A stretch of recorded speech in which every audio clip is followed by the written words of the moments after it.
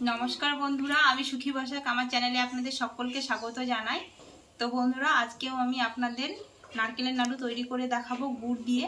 तो आपनारा पुरो भिडियोटा देखते थाकुन, आशा करी भालो लागबे।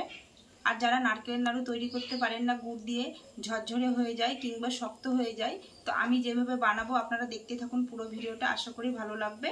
और भालो लागले आमार चैनेलटा सबस्क्राइब करे दिए आमार पाशे थाकबेन। तो बंधुरा एखाने आमी দুটো নারকেল ভালো করে আগে থেকে কিন্তু কুড়ে নিয়েছি দেখুন। আর এখানে নিয়েছি 250 গুড়। কড়াই গরম হয়ে গেছে, কুড়ে রাখা নারকেলগুলো কড়াইয়ের মধ্যে দিয়ে দেব।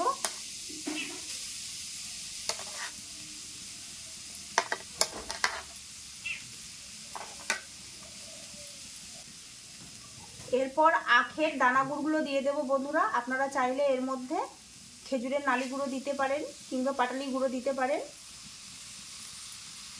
আর মিষ্টিটা আপনারা আপনাদের স্বাদ মতো দেবেন, আপনারা যে যেমন মিষ্টি পছন্দ করেন। এরপর গুড় আর নারকেল ভালো করে কিন্তু মিশিয়ে নেব।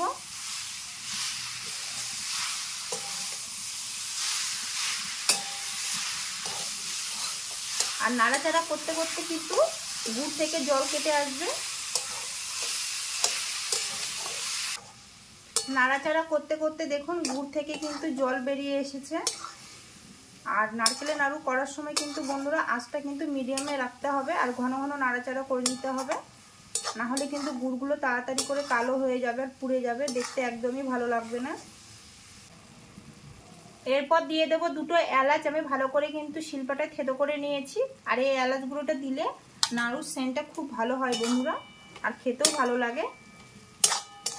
এলাচ গুঁড়োটা দিয়ে একটু নাড়াচাড়া করে নেব।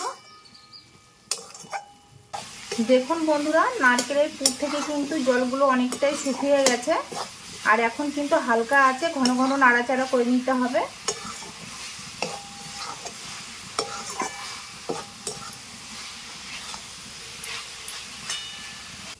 দেখুন বন্ধুরা নাড়ুর জন্য নারকেলের পুরটার পাকটা কিন্তু একদম ঠিকঠাক হয়েছে।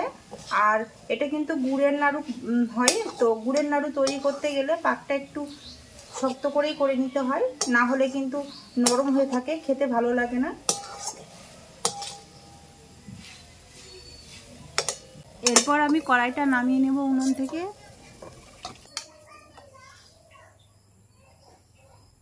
নারকেলের পুরগুলো আমি থালায় তুলে নেব।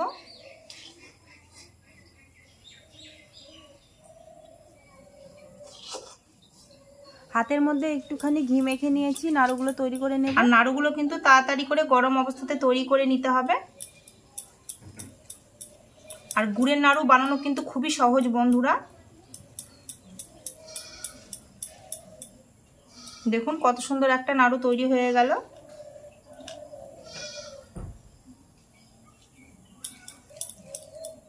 আর আপনারা সবসময় নাড়ু বানানোর জন্য মানে গুড় দিয়ে যে নাড়ুটা তৈরি করবেন দানা গুড়টা নেবেন, তাহলে দানা গুড়ের নাড়ু সবসময় খুব সুন্দর হয়, একদম ঝরঝরে হয়ে যায় না। ঠান্ডা হয়ে গেলেও পাকটা খুব সুন্দর থাকে।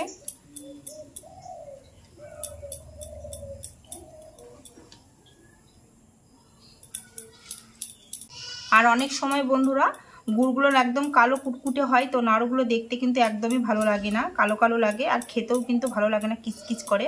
তো আপনারা নাড়ু বানানোর আগে কিন্তু যখন গুড় কিনে নেবেন, তো গুড়টা একটু ভালো দেখে কিনে নেবেন, তাহলে নাড়ুগুলো খুব সুন্দর হবে।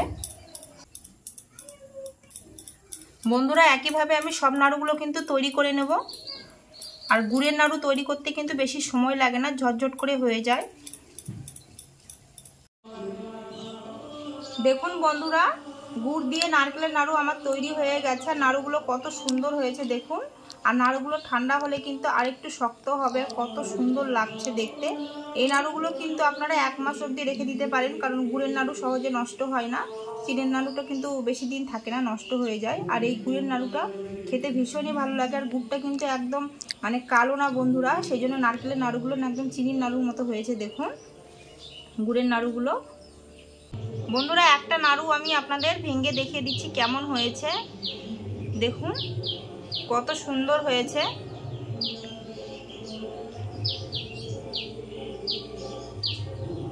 তো প্রত্যেকটা নাড়ু কিন্তু খুব সুন্দর হয়েছে বন্ধুরা।